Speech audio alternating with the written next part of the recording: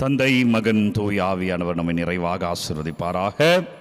நண்பர்களே, இந்த வெள்ளிக்கிழமை ஆராதனைக்கு குறிப்பாய் குழந்தைகளுக்கான ஆராதனை, குழந்தை இயேசுவினுடைய இரக்கம் நிறைந்த ஆராதனை.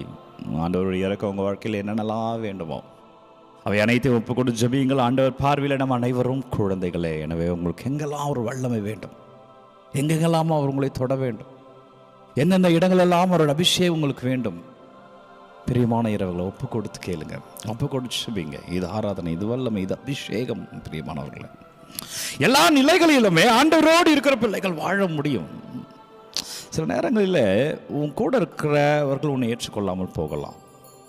இன்னைக்கு ஏன் இந்த மாதிரி சிந்தனைகளை அதிகமாக எடுக்கிறேன் என்றால், இன்னைக்கு மனுஷன் வாழ்க்கையில் இதுதான் நடந்து கொண்டே இருக்கிறது. இன்னைக்கு ஏராளமான தற்கொலைகள், இளையவர்கள் தன்னம்பிக்கை அற்று போகிறார்கள். ஏன்னா தன்னை ஏற்கலையே, தன்னை நிராகரித்து விட்டார்களே.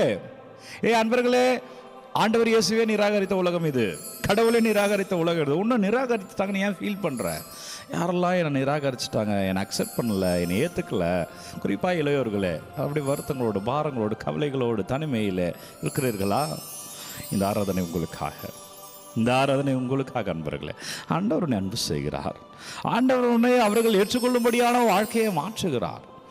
அதுதான் இன்னைக்கு நற்செய்தியில் பாருங்க, ஆண்டவர் இயேசுவிடம் வந்து சொல்கிறார்கள்.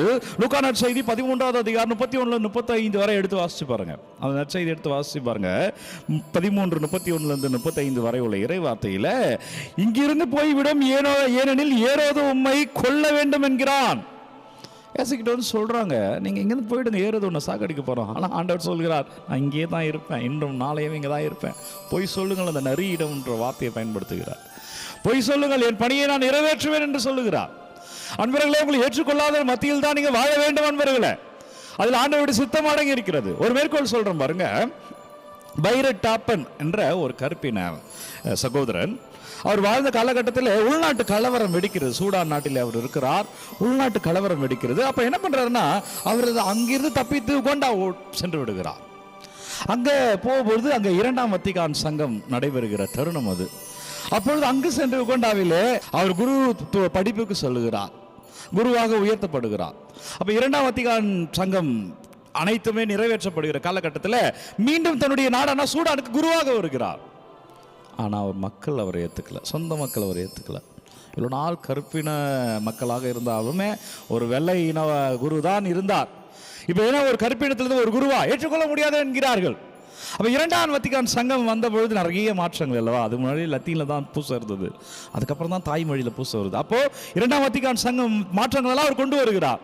இவன் என்ன எல்லாத்தையும் மாற்றுறான், என்ன இந்த ஃபாதர் எல்லாத்தையும் மாற்றுறாரு, என்ன இவன் எல்லாத்தையும் மாற்றுறான் அப்படின்னு சொல்லிக்கிட்டே இருப்பாங்க. கவலையப்படக்கூடாது, ஆண்டவர் வேலை செஞ்சுக்கிட்டே இருக்கணும்.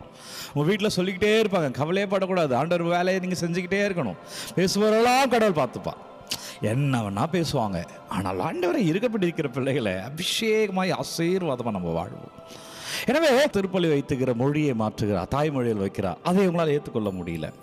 அதற்கு முன்பு முதல் வத்திக்கான் சங்கத்துக்கு முன்னா அந்த நேர காலகட்டத்தில் மக்கள் எல்லோரும் பீடத்தை பார்த்து நிற்பார்கள், குருவும் பீடத்தை பார்த்து தான் பூசை வைப்பார்.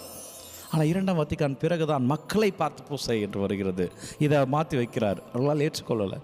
திருச்சபை அங்கீகரித்ததை இவர்தான் உருவாக்கினார் என்று அவர்கள் அங்கீகரிக்க மறுக்கிறார்கள், அவரை ஒதுக்குகிறார்கள்.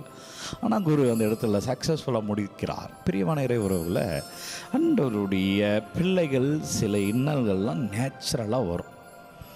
யாரெல்லாம் ஏன் ஃபாதர் வருது, ஏன் ஃபாதர் நான் சரியாக தான் செய்கிறேன், யாரெல்லாம் காரணம் சொல்ல பாருங்க, யாரெல்லாம் ஆண்டவர் பிள்ளைகள் இல்லையோ அந்த பிள்ளைகள் எல்லாம் ஆண்டவருடைய பிள்ளைகளை ஏற்றுக்கொள்ள மாட்டார்கள்.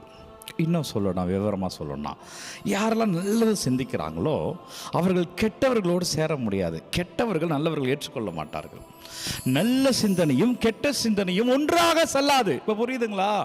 நீங்கள் சில பேரால் ஏற்றுக்கொள்ளப்பட மாட்டீர்கள், சில பேர் உங்களை நிராகரிப்பார்கள். அவர்கள் வேலையை நிராகரிக்கிறது தான். அன்பு செய்யறதும் வேலை, ஆண்டவர் வேலையை செய்கிறதும் வேலை, உன் பிள்ளைகளுக்கு ஒரு முன்னோடியே இருப்பதும் வேலை. ஒரு அப்பாவா ஒரு நல்ல ஒரு குடிமகனாக இருப்பதும் வேலை, ஒரு அம்மாவா ஒரு நல்ல குடிமகளாக இருக்கிறதும் வேலை. அதை நீ செய்து கொண்டே இரு. எந்த சூழலாக இருந்தாலும் அப்பா இருக்கிறார், அப்பா இருக்கிறார், உன் குடும்பத்தை உயர்த்துகிறேன் என்கிறார். அப்பா இருக்கிறார், அப்பாவுடைய பிள்ளையாகிய உன்னையும் உன் பிள்ளைகளை நான் ஆசீர்வதிக்கிறேன் என்கிறார். அப்பா இருக்கிறார். குழந்தை பாக்கியத்தை காத்திருக்கிற தம்பதியர்களை கேளுங்க, அப்பா இருக்கிறார், அவர் உன் குழந்தை பாக்கியத்தை தருகிறேன் என்கிறார். எனவே உங்களுடைய கஷ்டங்கள்லாம் என்ன, ஒப்பு கொடுத்து ஜெபிங்க. ஆண்டவருடைய பிள்ளைகளாக இருக்கிற நமக்கு என்னெல்லாம் வேதனைகள் துன்பங்கள் வருகிறது ஒப்பு கொடுத்து ஜெபிங்க. வல்லமையான இறைவனை மாற்றுவார். அப்பா நன்றி ஆண்டவரே, நன்றி இயேசுவே, நன்றி இறைவா, நன்றி. இந்த வேளைக்கிழமை ஒவ்வொரு பிள்ளைகளுக்காக ஜெபிக்கிறேன். ஆண்டவரே, ஒவ்வொரு பிள்ளைகளை நீ தொடுவீராக. ஆண்டவரே, அபிஷேகத்தை இந்த பிள்ளைகள் காண்பார்களாக.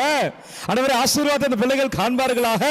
குறிப்பாக எந்த குழந்தைகள் அவங்க வீட்டில் குழந்தைகள் எல்லாம் ஒப்பு கொடுங்க. குழந்தைங்க யாருக்காக ஜெபிக்கணும்? எந்த குழந்தைக்கு விசேஷமாக ஜெபிக்கணும்? பிள்ளைங்க சரியாக படிக்க மாட்டுறாங்க, பிள்ளைகள் தவறான பழக்க வழக்கங்களை பிள்ளைகள் அழிகிறார்கள், பயப்படுறீங்களா? மீடியாவிலே இருக்கிறாங்க, செல்ஃபோன் பார்த்துட்டே இருக்கிறாங்க, பயப்படுறீங்களா? ஒப்பு கொடுங்க. உங்கள் பிள்ளைகள் எதிர்காலம் என்ன ஆகுமான்ற கேள்விக்குறியோடு இருக்கிறீங்களா? ஒப்பு கொடுங்க. ஆண்டவர் தொடுங்கப்பா.